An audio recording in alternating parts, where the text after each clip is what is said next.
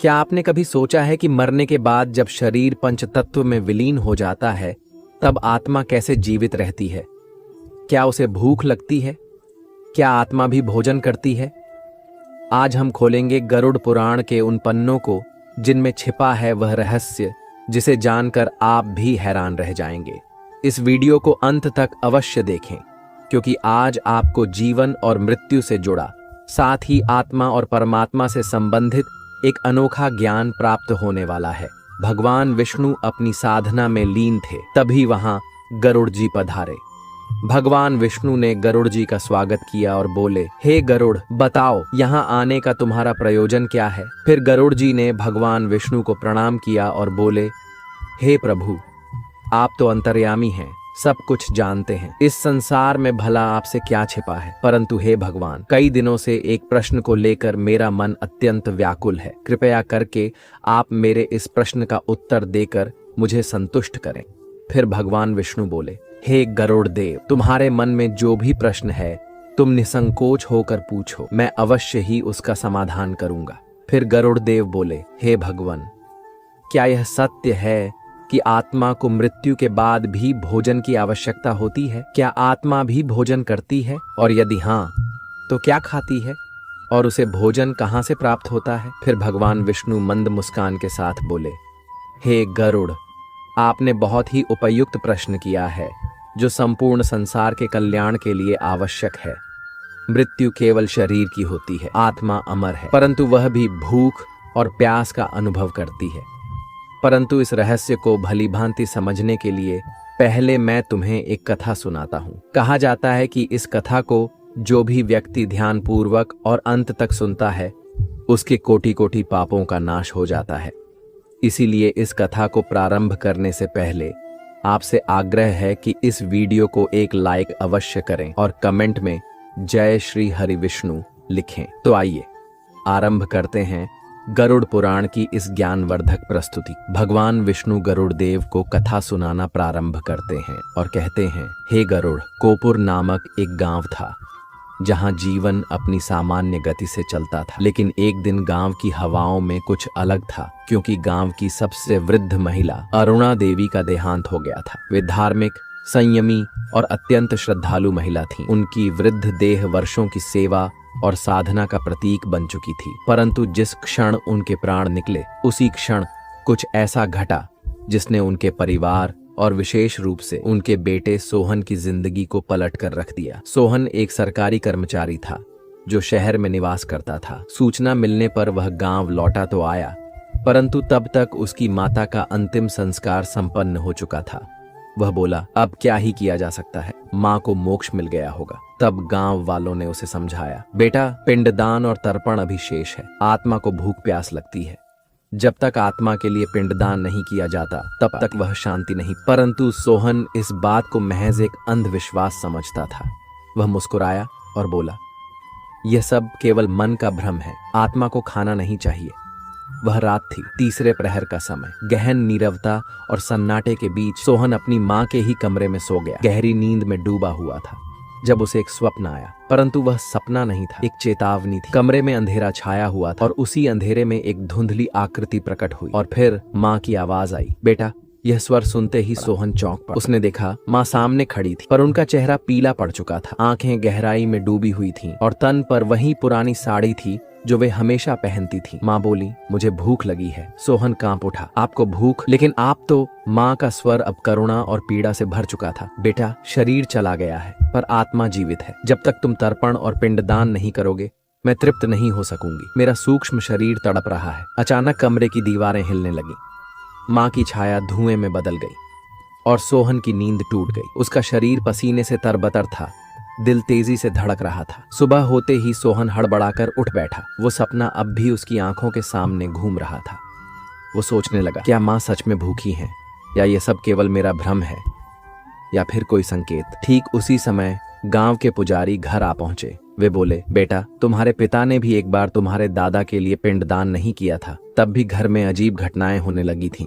तुम्हारी माँ धार्मिक और संयमी थी, इसलिए वे तुम्हें संकेत दे रही हैं। अब भी समय है। पिछली रात जो कुछ हुआ उसने सोहन की सोच ही बदल दी। वह अब यह जानना चाहता था कि क्या आत्मा को सचमुच भूख लगती है?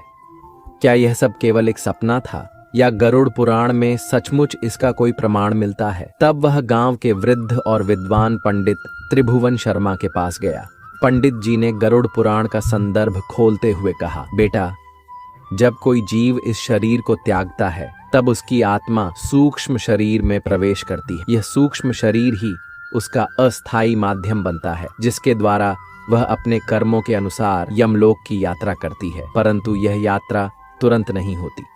मृत्यु के बाद आत्मा कम से कम 10 दिन तक इस पृथ्वी पर ही रहती है। वह अपने घर, अपने प्रियजनों के आसपास ही भटकती है, लेकिन अब वह किसी को छू नहीं सकती, अपनी बात कह नहीं सकती, बस अनुभव करा सकती है अकेलापन, पीड़ा और भूख। जिस प्रकार स्थूल शरीर को भोजन चाहिए होता है, उसी प्रकार सूक्ष्म शरीर को भी एक प्रकार के आध्यात्मिक पोषण की आवश्यकता होती है। यह पोषण तिल, जल, तर्पण और पिंडदान के माध्यम से आत्मा को प्राप्त होता है। आत्मा को शांति तभी मिलती है जब उसके लिए तर्पण, श्राद्ध और पिंडदान विधिपूर्वक संपन्न किए जाएं।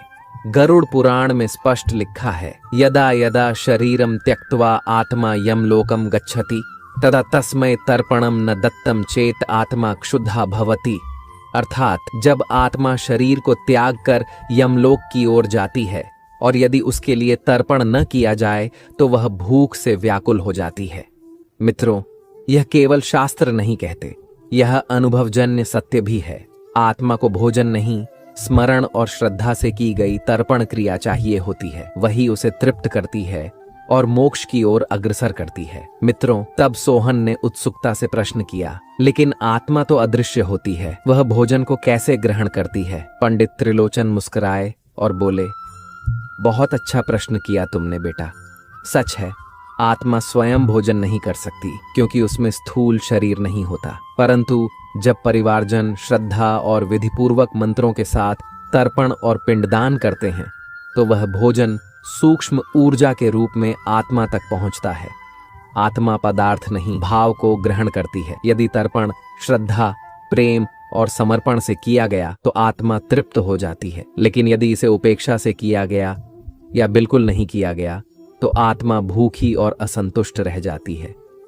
यह सुनकर सोहन भयभीत हो उठा। उसके हृदय में भय और अपराध बोध की लहर दौड़ गई। तब पंडित जी गंभीर स्वर में बोले, जब आत्मा की भूख शांत नहीं होती तो वह धीरे धीरे क्रोधित, व्याकुल और बेचैन हो जाती है। कई बार वह घर के लोगों को संकेत देती है, स्वप्नों में आना, अजीब घटनाएं होना, किसी की तबीयत बिगड़ना, घर में अशांति फैलना, यहाँ तक कि पितृदोष उत्पन्न हो जाना, ये सब आत्मा की असंतुष्टि के लक्षण होते हैं। पिंडदान मृत आत्मा के लिए वही है जो किसी थके हुए यात्री के लिए रास्ते का भोजन होता है।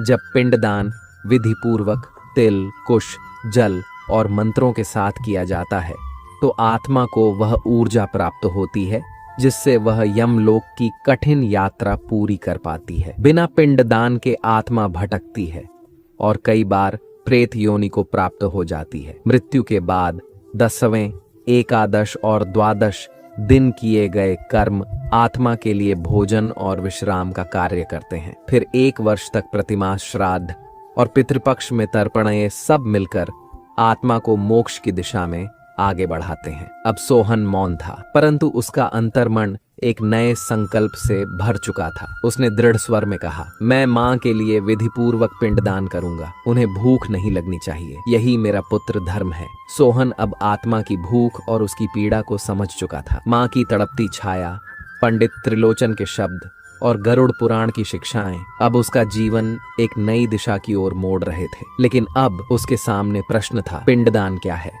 कैसे किया जाए और इसके पीछे का रहस्य क्या है? तब पंडित त्रिलोचन ने गंभीरता से समझाया, पिंड का अर्थ होता है अन्न का वह गोलाकार स्वरूप जिसमें तिल, जौ, घी, दूध, चावल और जल मिश्रित होते हैं। इसे मंत्रों के साथ वृत्त आत्मा को अर्पित किया जाता है। यह पिंड आत्मा के सूक्ष्म शरीर के लिए ऊर्जा, भोजन और यात्रा का माध्यम बनता है। गरुड़ पुराण में लिखा है, पिंड नानेन तीर्थेन तृप्यन्ति पितर सदा, अर्थात तीर्थ, जल और अन्न से किया गया पिंडदान पितरों को सदा तृप्त करता है। मृत्यु के बाद के 10 दिन विशेष महत्व रखते हैं।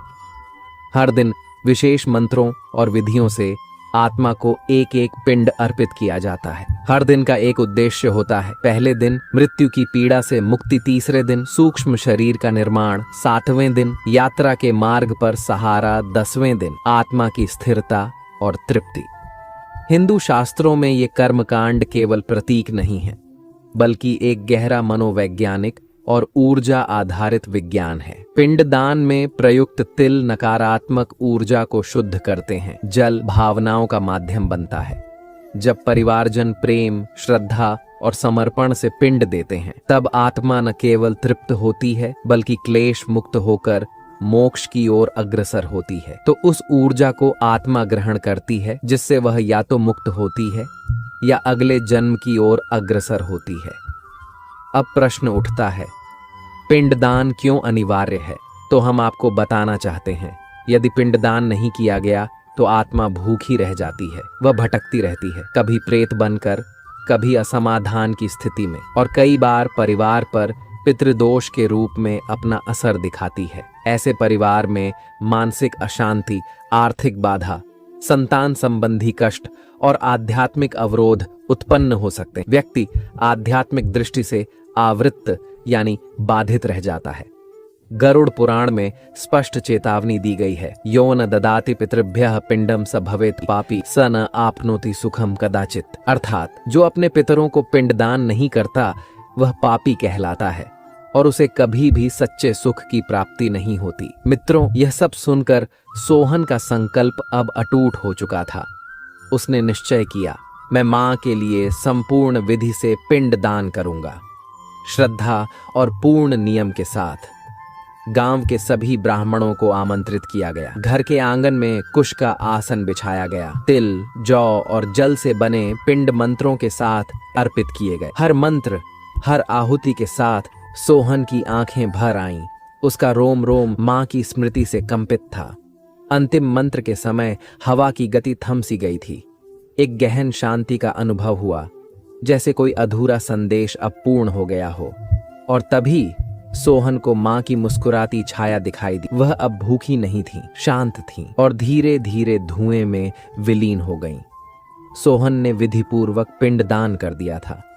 मां की आत्मा को एक क्षण के लिए शांति प्राप्त होती प्रतीत हुई, लेकिन पंडित त्रिलोचन के मुख पर अभी भी चिंता की रेखाएं बनी हुई थीं। सोहन ने सहमे स्वर में पूछा, क्या अब मां को पूर्ण शांति मिल गई? पंडित जी ने गंभीर स्वर में उत्तर दिया, बेटा, पिंडदान केवल प्रथम चरण है। यदि तर्पण और श्राद्ध कर्म न किए जाएं, तो आत्मा पुनः पीड़ा से घिर सकती है और कभी कभी प्रेत योनि को भी प्राप्त हो सकती है। यह सुनकर सोहन का शरीर सिहर उठा, उसके होंठ कांपे और उसने पूछा, प्रेत, क्या मेरी मां भी भटक सकती थी? तब पंडित त्रिलोचन ने गरुड़ पुराण का गहन रहस्य खोला। गरुड़ पुराण में वर्णन है कि जब आत्मा को समय पर पिंडदान, तर्पण, श्राद्ध और यम नाम की क्रियाएं नहीं मिलती, तो वह आत्मा स्थूल जगत के प्रति आसक्त हो जाती है। वह संसार को छोड़ नहीं पाती। भूख, मोह, परिवार की चिंता और अधूरी इच्छाएं उसे बांध लेती हैं। तब वह आत्मा पिशाच, प्रेत या भूत जैसी योनियों में प्रवेश कर सकती है। जो व्यक्ति पाप कर्मों के साथ मृत्यु को प्राप्त होता है और जिसे तर्पण नहीं मिलता, वह प्रेत योनि को प्राप्त करता है और बंधन में फंसा रहता है। यह योनि कोई स्थायी नरक नहीं, बल्कि एक बीच की अवस्था है, जहां आत्मा न तो पूर्ण रूप से मृत होती है, न ही पूर्णतः जीवित। वह हर समय अशांति में रहती है, किसी माध्यम से संवाद करना चाहती है, अपनी तड़प व्यक्त करना चाहती है। सोहन का हृदय कांप उठा। उसने घबराकर पूछा, मैंने तो मां का पिंडदान कर दिया, फिर भी क्या वे भटक सकती थीं? पंडित त्रिलोचन बोले, यदि तर्पण और वार्षिक श्राद्ध न किए जाएं, यदि परिवार उन्हें स्मरण न करे, तो पिंडदान की शक्ति क्षीण हो जाती है और आत्मा फिर से उस भूख, उस अधूरी इच्छा की ओर लौट सकती है। लेकिन बेटा, तुम्हारे संकल्प, तुम्हारी श्रद्धा और तुम्हारा प्रेम मां की आत्मा को आगे ले जाने की राह देगा। यदि तुम नियमित तर्पण और श्राद्ध करते रहो। पंडित जी बोले, यदि पिंडदान के बाद श्राद्ध और वार्षिक तर्पण न किए जाएं, तो आत्मा को पूर्ण शांति नहीं मिलती, वह अधूरी रह जाती है। जैसे किसी भूखे को केवल पानी मिल जाए लेकिन अन्न न मिले, यही अधूरी तृप्ति कभी कभी प्रेत रूप में प्रकट होती है। मित्रों, सोहन ने मां की आत्मा की शांति के लिए पिंडदान, तर्पण और पितृदोष से मुक्ति का संकल्प लिया, परंतु उसके मन में अब भी एक अंतिम प्रश्न शेष था। क्या आत्मा वास्तव में भोजन करती है? यदि हाँ, तो कैसे? इस गूढ़ प्रश्न को लेकर वह पुण्य नगरी गया, जहां एक महान तपस्वी और ऋषि गरुड़ पुराण के ज्ञाता ऋषि त्रिलोचन विराजमान थे।